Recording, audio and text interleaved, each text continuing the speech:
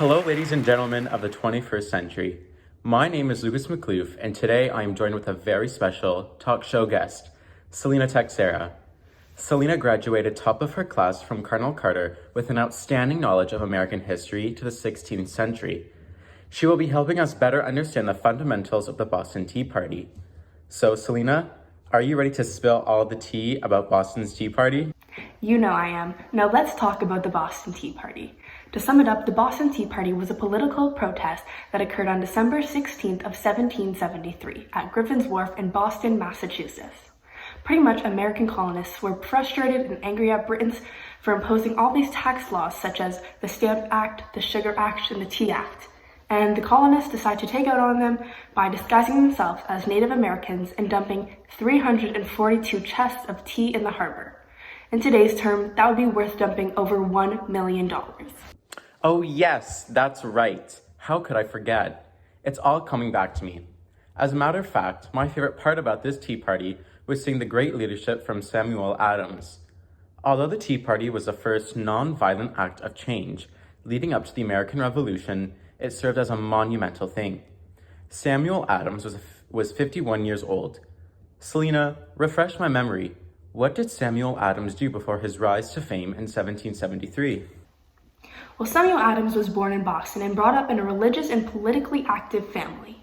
As a graduate of Harvard College, he was an unsuccessful businessman and tax collector before concentrating on politics.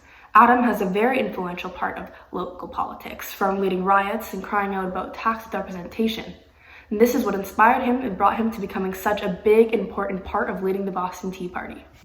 Samuel Adams was a very passionate and educated person. In his personal life and diary, we are able to grasp what the Tea Party meant to him and other colonizers, especially after he stated, "The people should never rise without doing something to be remembered, something notable and striking." For me, this quote says it all. The determination, passion, and grit Samuel Adams had to get his point across was made very clear. Selena, what do you think this quote means in regards to the spark of the Boston Tea Party? Well, you know what? I think that this quote is very reflective of the kind of person that Samuel was, because he knew that if he really believed in something and we want something to change, then we should act big so that people remember it and so that our voices can actually be heard. This is exactly what he wanted to show at the Tea Party. The colonists had tried to speak up and tried to talk about the unfairness of the British, but they were never truly heard until they made a big move and dumped all that tea into the harbor.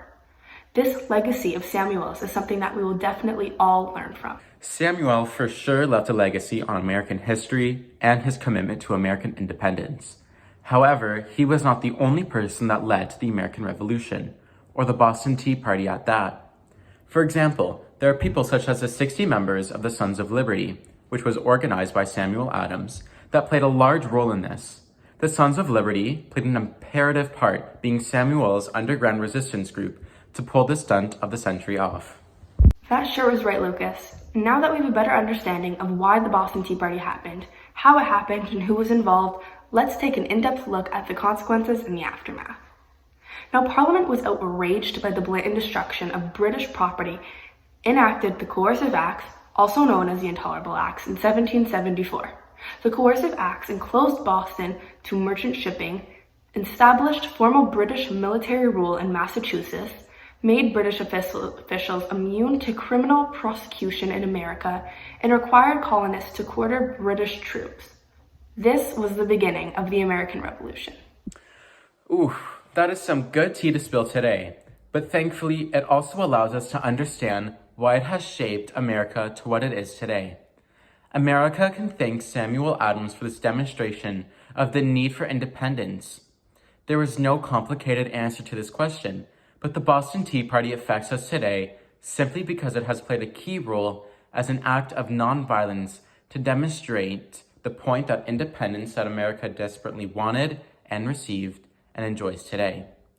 With this independence, Americans are free to have pride in their founding fathers and their country to be the first country to be built off of a set of ideals, not geography or a monarchy.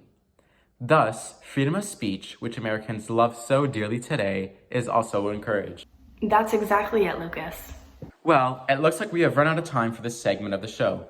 Thank you, Selena, for coming on, and I'm sure looking forward to receiving the next invitation to your tea party.